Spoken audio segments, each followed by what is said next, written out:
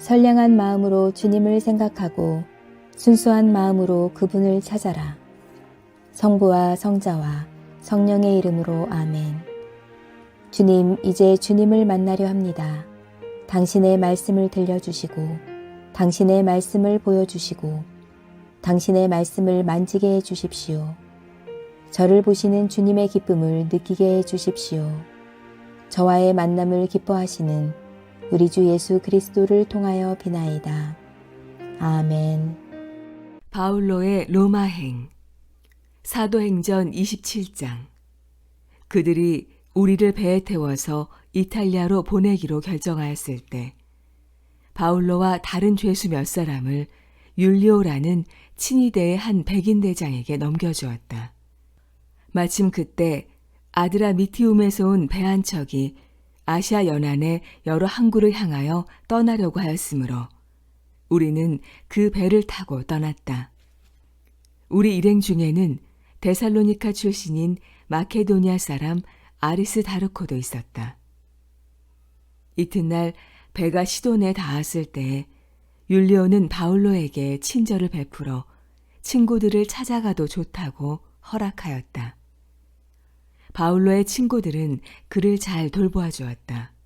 우리는 시돈을 떠나가다가 역풍을 만나 키프로스 섬을 왼쪽으로 끼고 항해하여 길리기아와 밤필리아 앞바다를 지나서 리키아에 있는 미라 항구에 닿았다.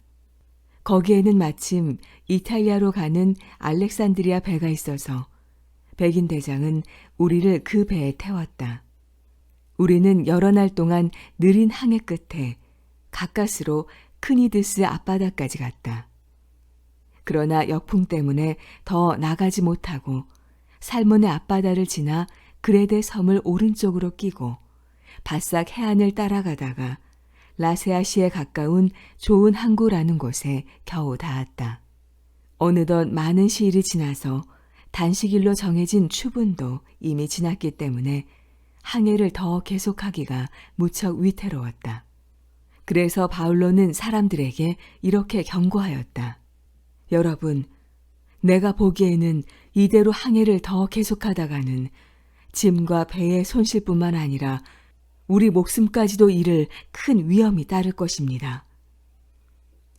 그러나 백인 대장은 바울로의 말보다는 선장과 선주의 말을 더 믿었다. 게다가 그 항구는 겨울을 날 만한 곳이 못 되어 대다수의 의견대로 그곳을 떠나 할 수만 있으면 페닉스로 가서 겨울을 나기로 하였다. 페닉스는 그레데 섬에 있는 항구로 서남쪽과 서북쪽을 바라볼 수 있는 곳이었다. 때마침 남풍이 순하게 불어왔다. 그래서 사람들은 이젠 되었다고 생각하고 닻을 올리고 그레데 해안에 바싹 붙어서 항해하였다. 그런데 얼마 안 가서 섬 쪽에서 유라킬로라는 태풍이 불어와서 배가 바람에 휘말리게 되었다. 우리는 바람을 뚫고 나갈 수가 없어서 바람이 부는 대로 배를 내맡기고 표류하기 시작하였다. 가우다라는 조그만 섬을 북쪽으로 끼고 가는 동안에 우리는 끌고 가던 거룻배를 간신히 바로잡을 수가 있었다. 선원들은 거룻배를 끌어올리고 배가 부서지지 않게 선체를 밧줄로 동여맸다. 그대로 가다가는 리비아 해안의 모래바닥에 처박힐 염려가 있어서 돛을 내리고 계속 표류하였다. 태풍에 몹시 시달리다 못해 이튿날에는 화물을 바닷속으로 집어던졌고 또 그 다음 날에는 선원들이 배의 장비를 제 손으로 내던졌다. 여러 날 동안 해도 별도 보이지 않고 태풍만이 거세게 불어닥쳐서 마침내 우리는 살아 돌아갈 희망을 아주 잃고 말았다. 그때 바울로가 일어서서 오랫동안 아무것도 먹지 못하고 시달려온 사람들에게 이렇게 말하였다. 여러분, 내 말대로 그레데 섬을 떠나지 않았어야 했습니다.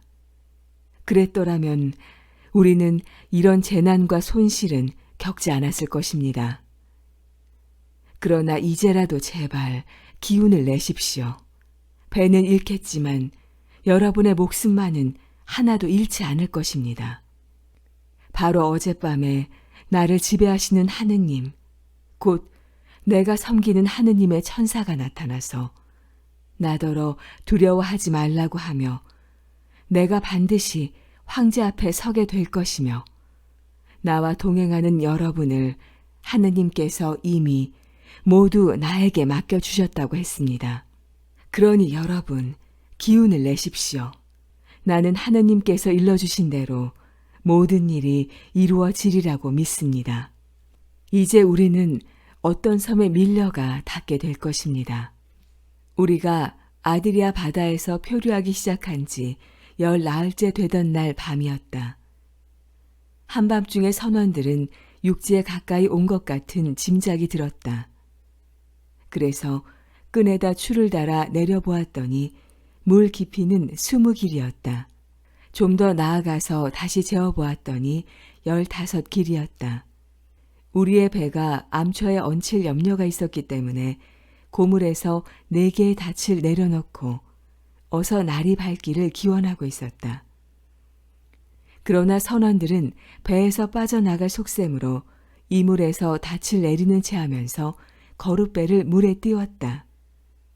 그때 바울로가 백인 대장과 군인들에게 저 사람들이 이 배를 떠나가면 당신들은 살아날 길이 없습니다. 하고 일러주었다. 그러자 군인들은 밧줄을 끊어 거룻배를 떼어버렸다.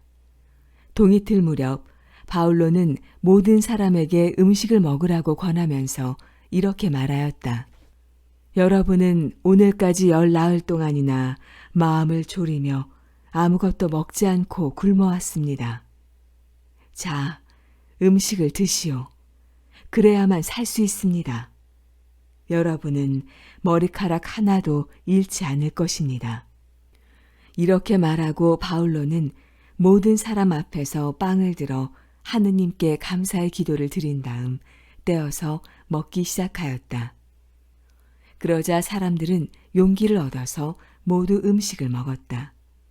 그 배에 탄 사람은 모두 276명이었다.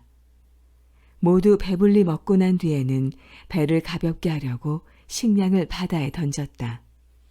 날이 밝자 어느 땅인지는 알 수 없었지만 모래밭이 있는 물구비가 눈에 띄어 어떻게 해서든지 거기에다가 배를 대기로 작정하였다. 그래서 닻을 끊어 바다에 버리고 키를 묶었던 밧줄을 늦추었다. 그리고 앞돛을 올려서 바람을 타고 해변 쪽으로 배를 몰았다. 그런데 두 물살이 합치는 곳에 끼어들어 배가 모래톱에 얹히면서 이 물은 박혀 움직이지 않고 고물은 심한 물결에 깨어졌다. 그러자 군인들은 죄수들이 혹시 헤엄쳐 도망갈까 해서 그들을 모두 죽이려고 계획을 짰다. 그러나 백인 대장은 바울로를 살릴 생각으로 군인들의 의견을 꺾고 헤엄칠 수 있는 사람은 먼저 뛰어내려 육지로 올라가라고 명령하였다. 그리고 나머지 사람은 판자 쪽이나 부서진 배 조각에 매달려 육지로 나가라고 명령하였다. 이렇게 해서 우리는 모두 무사히 육지로 올라오게 되었다. 사도행전 28장. 육지에 무사히 오른 우리는 그곳이 멜리데라는 섬인 것을 알았다. 그 섬 사람들은 우리를 매우 친절하게 대해주었다. 때마침 비가 내리고 날씨가 추워졌기 때문에 그들은 불을 피워놓고 우리를 맞아주었다. 이때 바울로가 마른 나무가지를 한아름 안아다가 불 속에 넣었더니 그 속에 있던 독사 한 마리가 열기 때문에 튀어나와 바울로의 손에 달라붙었다. 섬 사람들은 뱀이 바울로의 손에 매달린 것을 보고 이 사람은 분명히 살인자다. 바다에서는 살아나왔지만 정의의 여신이 그대로 살려두지는 않을 것이다. 하고 서로 수근거렸다. 그러나 바울로는 아무런 상처도 입지 않고 뱀을 불 속에 떨어버렸다. 섬 사람들은 바울로의 몸이 부어오르거나 당장 쓰러져 죽으려니 하고 그를 지켜보고 있었는데 아무리 기다려도 그에게 별다른 일이 일어나지 않는 것을 보고는 생각을 달리하여 바울로를 신이라고 하였다. 그 근처에 섬의 우두머리 푸블리오라는 사람의 농장이 있었는데 우리는 그의 초대를 받아 거기에서 사흘 동안 극진한 대접을 받았다. 그때 마침 푸블리오의 아버지가 열병과 이질에 걸려 앓아 누워 있었는데 바울로가 그에게 가서 기도하고 손을 얹어 낫게 해주었다. 그랬더니 그 섬에 있는 다른 병자들도 찾아왔다. 바울로는 그들의 병도 모두 고쳐주었다. 그들은 우리에게 많은 선물로 갚아주었고 우리가 떠날 때에는 항해에 필요한 물건들을 배에 실어주었다. 우리는 석 달 뒤에 그 섬에서 겨울을 난 디오스구로이호라는 알렉산드리아의 배를 타고 떠나게 되었다. 우리는 시라쿠사에 들러 사흘 동안 머물렀다가 그곳을 떠나 레기움에 도착하였다. 이튿날 우리는 남풍을 타고 이틀 만에 보디올리에 닿아 거기서 교우들을 만나게 되었다. 그들의 간청으로 이래 동안 함께 지내다가 우리는 마침내 로마로 갔다. 로마에 있는 교우들은 우리가 온다는 소식을 듣고 아파오 광장까지 마중 나온 사람들도 있었고 트레스 타베르네라는 동네까지 나온 사람들도 있었다. 그들을 본 바울로는 하느님께 감사드리고 용기를 얻었다. 우리가 로마에 들어갔을 때에 바울로는 경비병 한 사람의 감시를 받으면서 따로 지내도 좋다는 허락을 받았다. 사흘 뒤에 바울로는 그곳 유다인 지도자들을 불렀다. 그들이 모였을 때 바울로는 이렇게 말하였다. 형제 여러분, 나는 우리 결례에 대해서나 조상들이 전해준 관습에 대해서 거스르는 일을 한 적은 한 번도 없었습니다. 그런데 나는 예루살렘에서 붙잡혀 로마 사람들의 손에 넘어갔습니다. 로마 사람들은 나를 신문했지만 사형에 처할 만한 죄상이 없다는 것을 알고 나를 놓아주려고 했습니다. 그러나 유다인들이 반대하는 바람에 나는 하는 수 없이 카이사르에게 상소한 것입니다. 그렇다고 해서 내가 내 동포를 고발하려는 것은 결코 아니었습니다. 그래서 나는 여러분을 뵙고 말씀드리려고 오시라고 한 것입니다. 내가 지금 이 쇠사슬에 묶여 있는 것은 이스라엘 사람들이 희망해온 그리스도 때문입니다. 유다인 지도자들은 바울로에게 이렇게 말하였다. 우리는 아직 유다에서 당신에 관한 편지를 받은 일도 없고 또 형제들 가운데서 이곳에 찾아와 당신의 소식을 전하거나 당신을 헐뜯는 사람도 없었습니다. 그렇지만 당신의 종파가 어디서나 사람들의 반대를 받고 있다는 것은 알고 있기 때문에 우리는 당신의 생각을 직접 들어보고 싶습니다. 그들은 나를 정해두었다가 그날이 되자 여럿이 바울로의 숙소로 찾아왔다. 바울로는 아침부터 저녁까지 그들에게 하느님 나라를 설명하고 증언하였으며 또 모세의 율법과 예언자들의 글을 들어 예수에 관해서 그들을 설득시키려고 노력하였다. 바울로의 말을 듣고 믿는 사람들도 있었지만 끝내 믿으려 하지 않는 사람들도 있었다. 이렇게 서로 의견을 달리한 채 흩어지려 하자 바울로가 이렇게 한마디 덧붙였다. 성령께서 예언자 이사야를 시켜 당신들의 조상에게 하신 말씀은 지당합니다. 들어보십시오. 이 백성에게 가서 말하여라.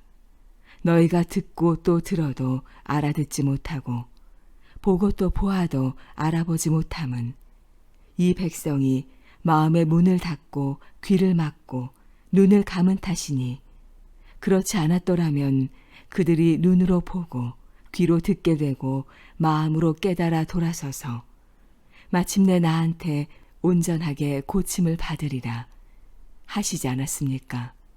그러니 하느님의 이 구원의 말씀이 이방인들에게로 돌아가게 되었다는 것을 여러분은 알아야 합니다.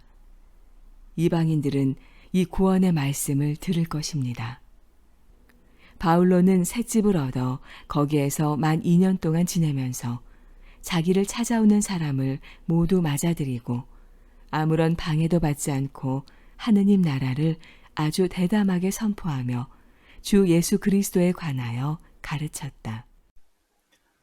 성당 건축을 기도합시다. 사랑의 하느님, 매일 우리 교인들이 한 마음으로 기도하는 우리의 기도를 들어주시니 감사합니다. 이천교회 새 성전 건축이 주님 뜻 안에서 순조롭게 진행되기를 기도합니다. 지난 시간은 뒤돌아보지 않고 오직 희망과 기쁨의 미래만을 바라보게 하소서. 그리하여 마침내 주님이 주인이신 성전이 완공되는 그날을 기쁨과 감사의 찬양으로 맞이하게 하소서. 또한 간절히 바라옵기는 16일 목요일에 수능 시험을 치르는 김그레고리와 50만 수험생들에게 하나님께서 지혜를 더하여 주시고 그들이 최선을 다하여 원하는 결과를 얻을 수 있기를 기도합니다. 아울러 마음 졸이고 기도 중에 있는 학부모들에게도 주님의 참된 위로와 평안이 함께하길 바라며 은총 가운데 항상 우리와 함께 하시는 예수 그리스도의 이름으로 간절히 기도드립니다. 아멘.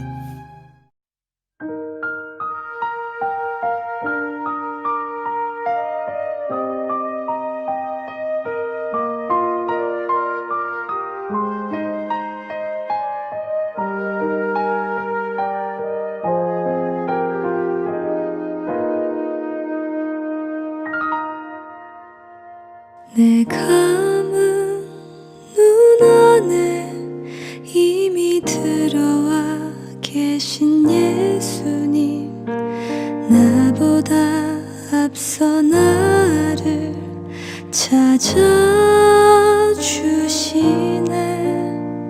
내 뻗은 두 손 위로 자비하심을 내어주시니 언제나 먼저 나를 위로하시네.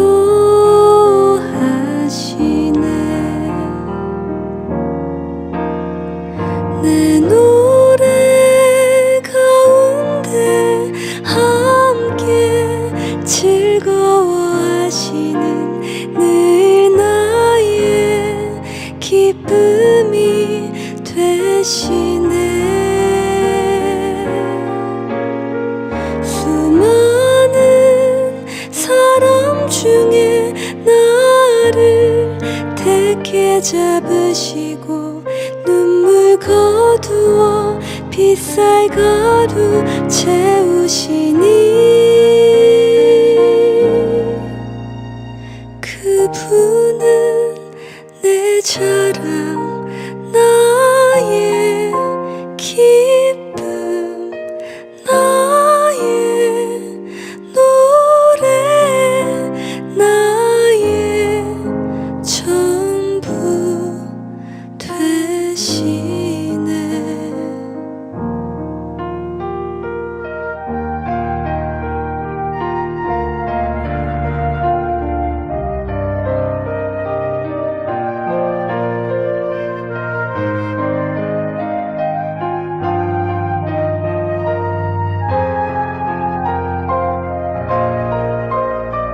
내 노래 가운데 함께 즐거워하시는 늘 나의 기쁨이 되시네. 수많은 사람 중에 나를 택해 잡으시고 눈물 거두어 빛살 가루 채우시네.